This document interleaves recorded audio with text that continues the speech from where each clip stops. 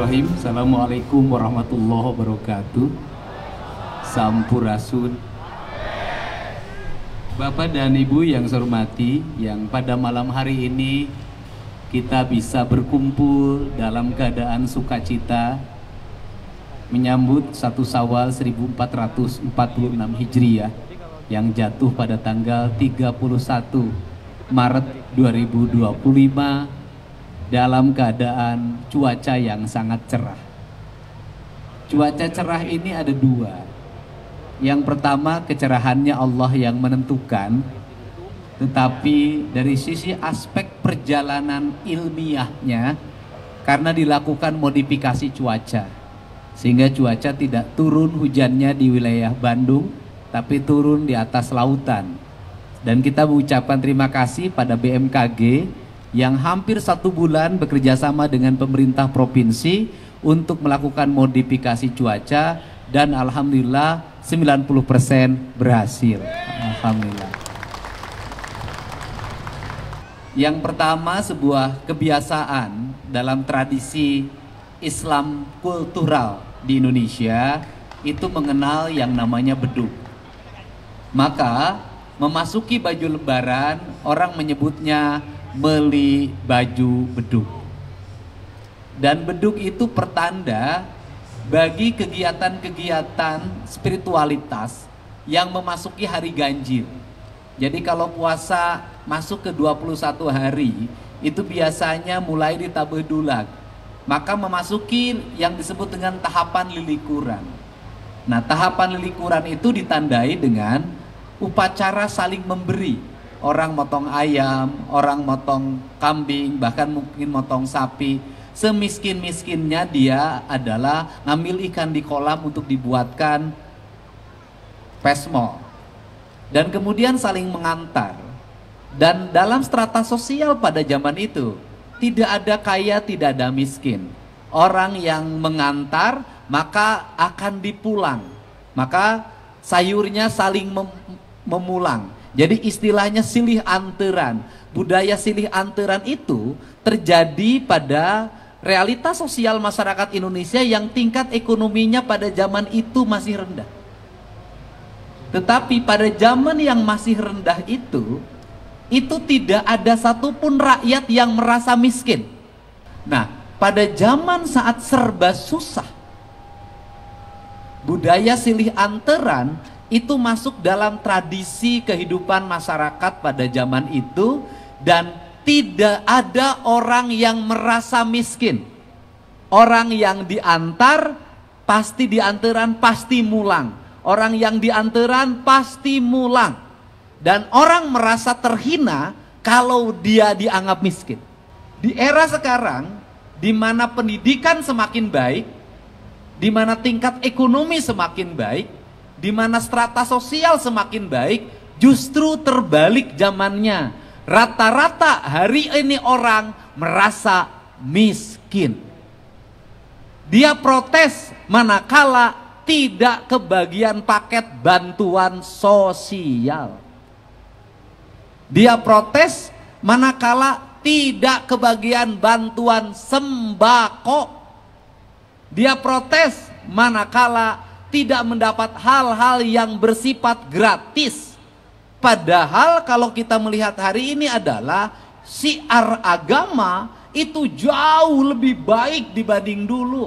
Pertanyaannya adalah ternyata agama yang syiarnya sebegitu besar belum bisa membentuk karakter akhlak, karakter moralitas, karakter budi pekerti. Padahal agama mengajarkan orang untuk takbir, untuk ruku, untuk sujud. Nah, kerangka dasar ini adalah menjadi kerangka keprihatinan kita. Kenapa menjadi kerangka keprihatinan kita? Karena tidak mungkin bangsa menjadi besar manakala rakyatnya memiliki mentalitas orang miskin. Iri kalau tidak diberi. Ini penting. Karena iri ketika tidak diberi, maka jiwanya jiwa menta.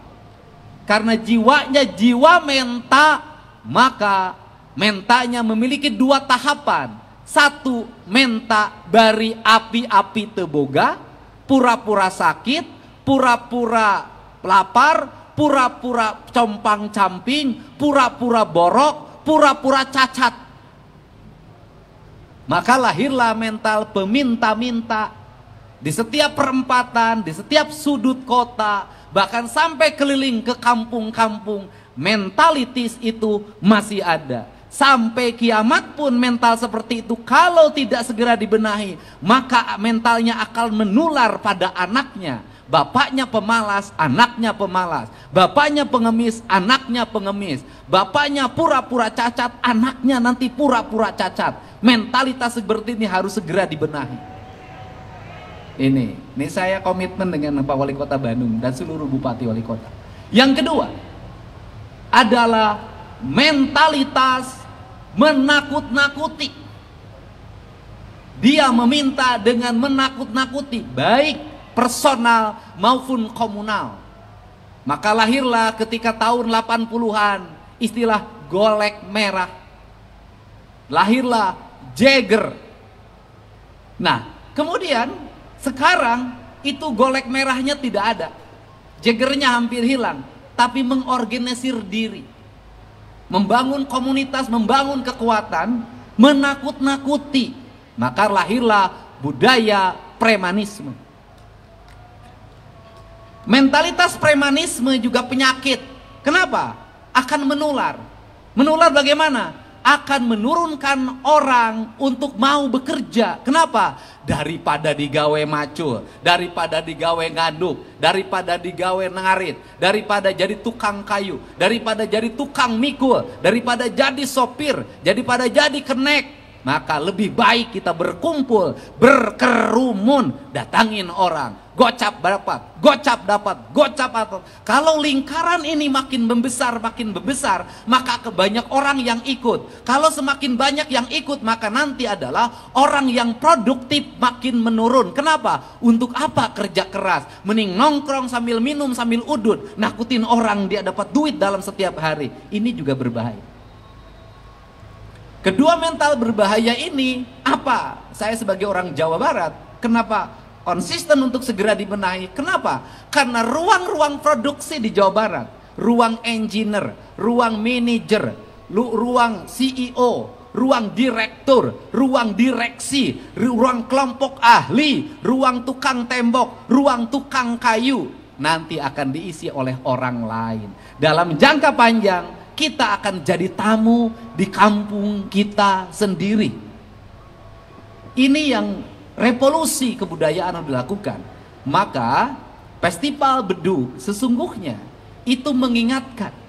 Karena bedug itu alat pengingat. Mengingatkan orang ketika subuh agar segera bangun.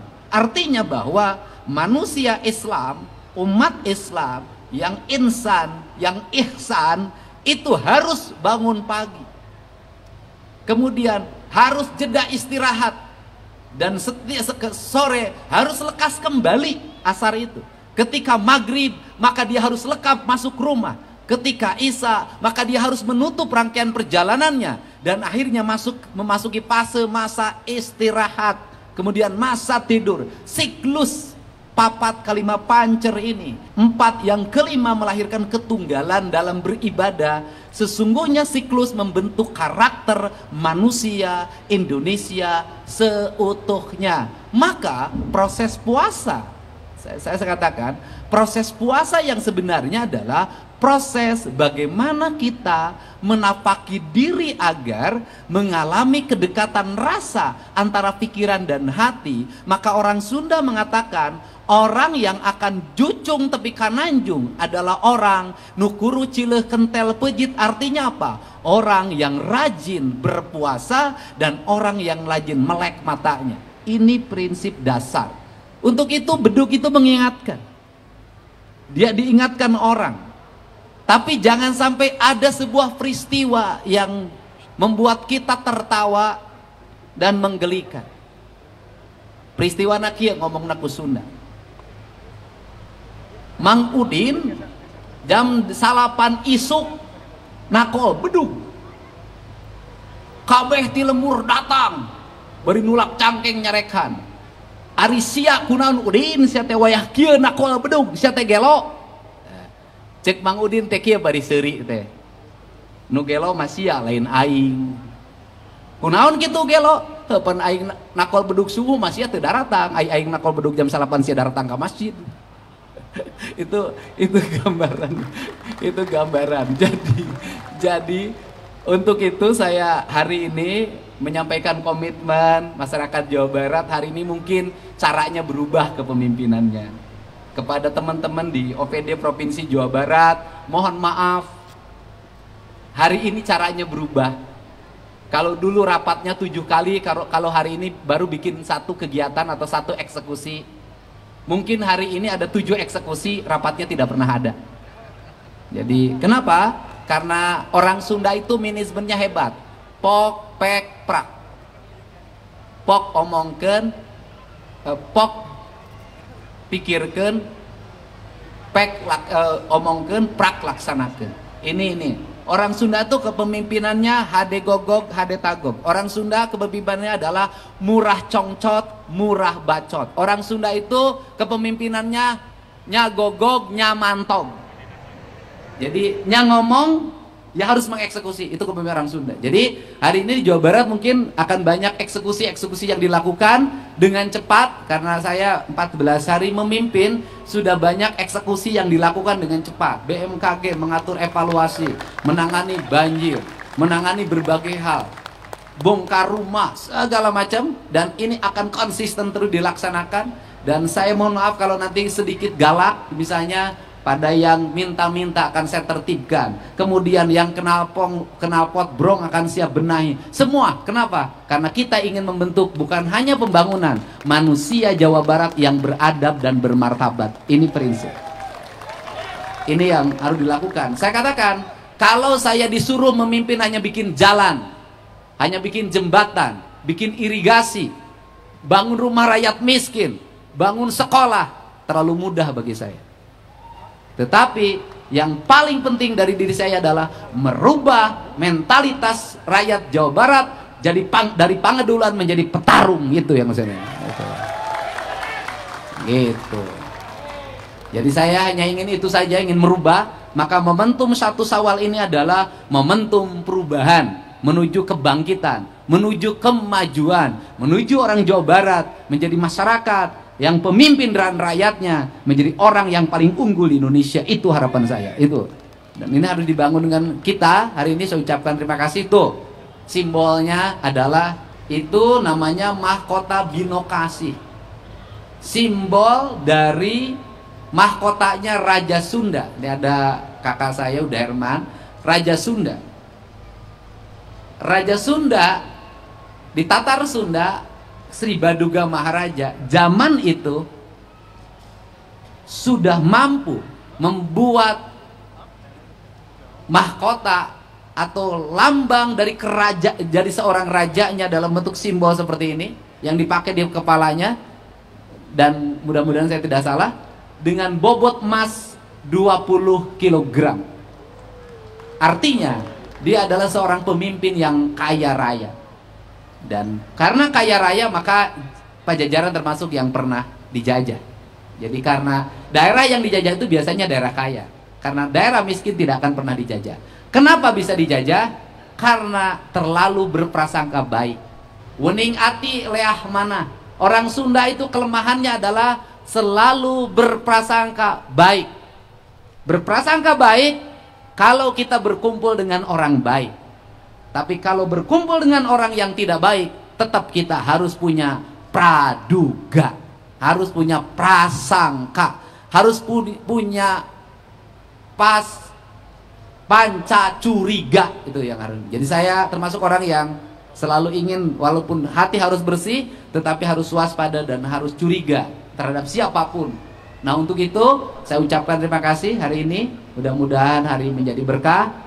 Tetangga-tetangga di Gedung Pakuan, saya alhamdulillah geus aya nepi meureun aya meureun aya kan.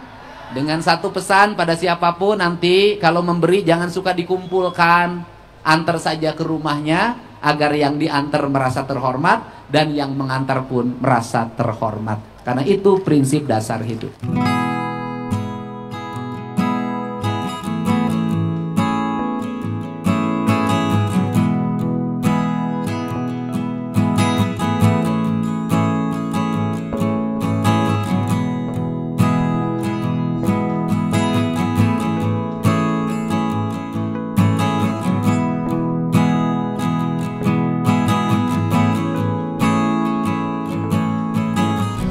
Gimana Om?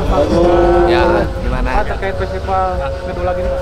Ya, ini kan tahun pertama saya memimpin dan tahun pertama saya tinggal berkantor di Gedung Pakuan. Saya nyebutnya hari ini adalah Balai Pakuan. Tentunya balai ini atau gedung ini dibangun kemudian diisi oleh gubernur kan untuk melayani publik. Ada suasana formal, ada suasana informal. Suasana formal itu kan dalam setiap hari kita pasti menerima tamu-tamu formal. Tetapi suasana informal ada hari-hari tertentu di mana kita bisa berinteraksi langsung dengan masyarakat. Salah satunya malam takbiran ini. Malam takbiran adalah malam kegembiraan. Saya membuka ruang untuk warga bersama-sama takbiran daripada keliling-keliling di jalan menimbulkan kemacetan, bahkan sering terjadi menjadi problem konflik antara yang adu-lag. Lebih baik di sini dinilai, dilombakan, mendapat hadiah, disiapkan makan. Dan saya lihat tadi masyarakat sangat antusias.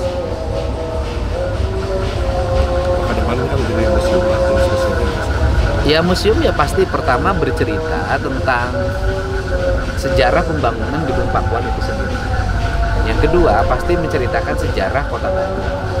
Yang ketiganya ya kita terbuka saja sejarah masuknya PUC ke Jawa Barat dan kemudian PUC melakukan pembangunan, membangun stasiun kereta api, membangun jalur kereta api. Itu kan harus dibaca pada waktu itu. Untuk PUC itu bisnisnya apa saja sih yang dikembangkan di Jawa Barat? Yang sudah tahu bisnisnya itu kan teh, karet. Nah pertanyaannya adalah kok PUC dari bisnis teh karet kok bisa ya bangun gedung, bangun kota? Kenapa sih kita dari teh karet malah tanahnya dikontrak-kontrakin gitu loh? Kan itu bagian mempelajari sejarah peradaban gitu loh. Kenapa kok kita kalah oleh VOC dalam melakukan pengelolaan perkebunan? Seluruh gedungnya atau gimana? Maksudnya ada cuma sebagian yang jadi museum? Oh enggak, yang sebelah aja. Ini sebelah ini akan jadi museum. Tetapi seluruh ini nanti tertata menjadi satu judul. Terbuka umum? Terbuka. Di setiap hari kerja terbuka. Tapi Sabtu Minggu mah libur Pak? Iya, nanti kita lihat apakah harus libur atau tidak ya. Kalau saya sih, kalau untuk museumnya ya menurut saya dipersilahkan. Tapi bisa jadi hari kerja hari tertentu tidak. Gitu. Dan misalnya hari kerjanya boleh deh, misalnya berkunjungnya setiap hari Jumat, Sabtu, Minggu. Gitu. Pak terkait yang lain Pak, terkait mudik Apa tuh? Kota Bandung Pak. Kenapa? Ada kemacetan mungkin ada solusi. Ya pertama bahwa Kota Bandung itu kan nanti yang menjadi kemacetan itu menurut saya adalah ketika satu hari setelah Lebaran. Karena kan orang akan berkunjung ke Kota Bandung untuk berwisata. Kan pasti menimbulkan kemacetan. Saya sudah mengantisipasi ya.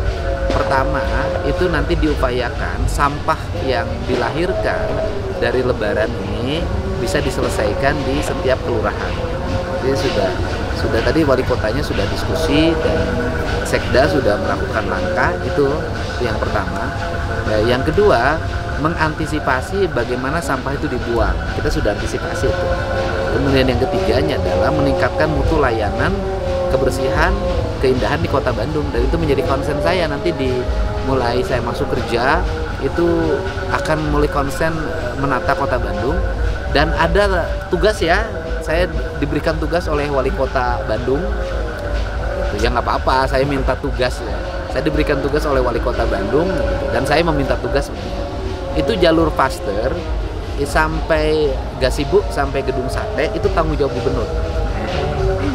Jadi itu tanggung jawab saya nanti akan kita tata trotoarnya, akan kita tata lampu-lampunya, akan kita tata tamannya, sehingga saya ada kerjaan lah kalau ke Bandung minimal menata jalur dari Pasteur ke Gedung Sate. Ada kemungkinan dilebarin nggak Pak jalannya? Ya nanti kita lihat tingkat kebutuhannya seperti apa.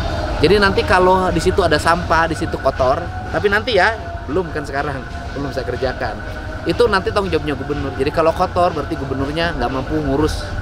Itu bagian dari komitmen saya terhadap Kota Bandung. Berarti sejak keluar dari gerbang tol itu Gasibu sampai Gedung Sate. Pak, kan itu tanggung jawab, kan itu tuh kuning ya Pak, tengahnya berarti kan nasional. Udah koordinasi Pak sama... Ya gampang lah. Sekarang itu kan koordinasi itu cukup WA ke menteri. Sekarang mudah kok. WA ke menteri, WA ke dirjen sangat mudah lah. Yang penting hari ini kita bisa berkoordinasi, berkolaborasi. Yang padahal kita bisa lihat kan koordinasi kolaborasi yang saya lakukan. Termasuk kan hari ini bisa terang seperti ini kan kolaborasi juga dengan BMKG. Kita melakukan modifikasi cuaca selama 4 hari berturut-turut kan ya, alhamdulillah hasilnya bisa dirasakan oleh kita semua. Pemantauan arus mudik selama lebaran di Jawa Barat Pak, yang sekarang jauh lebih baik. Jadi saya barusan ngobrol dengan Wakapolda menyampaikan bahwa Pak Gubernur terima kasih ya, mudik tahun sekarang jauh lebih tertib, lebih rapi, beberapa jalur bisa terantisipasi secara dini ya, misalnya kayak jalur Cirebon, kemudian lewat halte di Subang, jalur Garut. Nanti pasca Lebaran kita lihat nih komitmen nggak tuh jalur Puncak dan jalur Cipanas. hasil sidak kemarin Pak, Apa tuh? Oh iya, Eger ya. Kalau saya gini, kan itu kalau dari sisi aspek normatifnya kan sudah ada izinnya. Saya lihat ya, walaupun bupatinya mengatakan, oh belum Pak, katanya karena saya belum lihat barcode-nya. Tapi saya lihat kertasnya ditempel. Tetapi izin dan tidak ada izin kan kita harus mempertimbangkan apa yang akan terjadi kemudian. Karena gini, kalau sudah terjadi bencana, nggak akan bisa dibedakan mana yang ada izin dan mana yang tidak ada izin. Karena yang tidak ada izin belum tentu juga jaminan tidak ada bencana. Yang ada izin juga belum tentu jaminan tidak ada bencana. Kan bencana itu bisa terjadi kapan saja. Sehingga saya akan mengambil sikap ilmiah saja. Jadi nanti akan ada tim pakar yang akan mengevaluasi seluruh kegiatan pertambangan ilegal, seluruh kegiatan pengembangan wisata yang menggunakan daerah-daerah puncak atau perbukitan. Nah nanti biar mereka yang menyimpulkan, jangan saya. Sehingga kalau kemudian hasil kesimpulannya bahwa itu akan menimbulkan problem lingkungan, baik banjir, kemudian meningkatnya suhu udara, kemudian juga longsor, maka ya itu keputusan pakar, dan pakar itu memberikan rekomendasi kepada dinas teknisnya. Dalam hal ini barangkali kewenangannya ada di pemerintah Kabupaten Bandung Barat. Kondisi di lapangan gimana sih Pak? Hasil pemantauan kemarin Pak? Ya kalau menurut saya sih itu kan paling tinggi ya, kebun teh yang paling ujung. Ya dan bangunan berbeton gitu loh. Artinya ada potensi kerawanan bencana. Pak, kalau diratain lagi mau balikin lagi ke kebun teh atau Pak? Ya gini, kan sebenarnya kalau Eger itu kalau dari sisi personality perusahaannya kan bisa ngelola teh tuh, dan tehnya menghasilkan dan baik. Kan yang saya kritik Pak, kalau sudah bisa mengembangkan teh, kemudian hasilnya baik, kenapa sih harus ditambah bangunan beton? Saya kan gitu loh. Kenapa? Pertanyaan berikutnya juga, ini PTPN kalau Eger bisa mengelola perkebunan teh dan hasilnya bagus, kenapa PTPN tidak bisa? Kalau PTPN tidak bisa mengelola perkebunan teh, ya rombak dong manajemen. Ganti dengan orang-orang profesional yang memang ahli teh. Ini saya khawatir yang ngelola PTPN itu bukan ahli karet, bukan ahli kimia, bukan ahli teh. Kan berat juga. Ada sanksi kemarin Pak? Kenapa? Ada pembekuan pembangunan ya Pak kemarin? Oh ya kan ditutup dulu. Kan sudah, mereka kan saya sudah lihat kan tayangan saya meminta dihentikan dulu. Nanti tim harus bekerja. Biarkan nanti yang mempertanggungjawabkan aspek studinya adalah pakar gitu loh, bukan saya, bukan dinas teknis, karena nanti sudut pandangnya kepentingan kan. Nanti tidak objektif. Biarkan ahli yang menetapkan itu daerah rawan bencana atau tidak. Pak, 2 kali statement mengkonfrontir PTPN, kenapa sih Pak?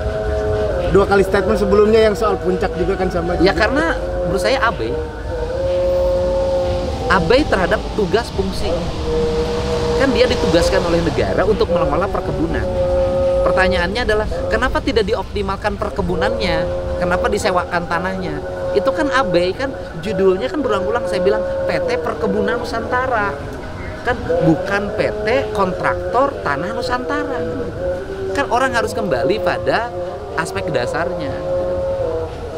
Pak, berarti ini bisa disimpulkan mau diserahkan juga ke pakar-pakar itu untuk diuji lagi gitu. Jadi batas waktunya belum bisa ditentukan ya? Ya mudah-mudahan bisa cepat. Kan saya selalu cepat menangani. Saya juga tidak mau membuat ketidakpastian kalangan dunia usaha. Kan semuanya harus pasti. Tetapi juga saya harus memberikan jaminan keyakinan pada warga bahwa ini tidak bermasalah. Kapan bakal dihidupkan lagi Pak ininya moratorium ini? Oh, saya akan konsisten. Ini persoalan pengembalian fungsi lahan. Itu akan menjadi konsistensi saya. Jadi bukan hanya di sini ya, Ciwidey, Pangalengan, KB semua. Saya nggak ada tawar menawar untuk pengembalian fungsi-fungsi gunung, fungsi sungai, fungsi areal-areal hutan, karena itu fungsi yang pasti. Pak, jelang libur wisata, liburan Lebaran Pak, gimana nih Pak? Ada Gimana? Jelang liburan Lebaran Pak, tempat wisata. Ya pertama, seluruh penyelenggara kepariwisataan harus memiliki kesiapan dari mulai masuk, termasuk jaminan keamanan wisatawan. Pangandaran itu harus ada para petugas yang di pantai. Nanti kalau ada yang tenggelam, ada yang terbawa arus, harus dengan cepat kemudian melakukan pertolongan. Karena beberapa waktu yang lalu seorang anggota polisi Polsek meninggal ketika menolong anak SMP. Artinya kan petugas di lautnya nggak ada. Jangan hanya fokus menerima tiket uang yang masuk, tetapi juga harus memikirkan, menyiapkan orang-orang yang memiliki kemampuan melakukan pencegahan sebuah peristiwa musibah. Dan kemudian kedua, tidak boleh ada percaloan tiket, tidak boleh ada duplikasi parkir, tidak boleh ada pungutan parkir liar, tidak boleh ada pemandu wisata abal-abal yang orang tersesat dibawa lebih tersesat, tetapi harus bayar.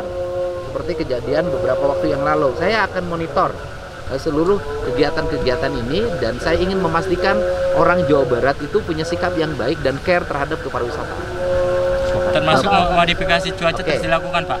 Modifikasi ya sampai Lebaran. Oke. Kades Bogor, dari sisi otoritas kewenangan kan SK kepala desa itu dari bupati. Maka bupati harus punya tanggung jawab terhadap pembinaan kepala desa.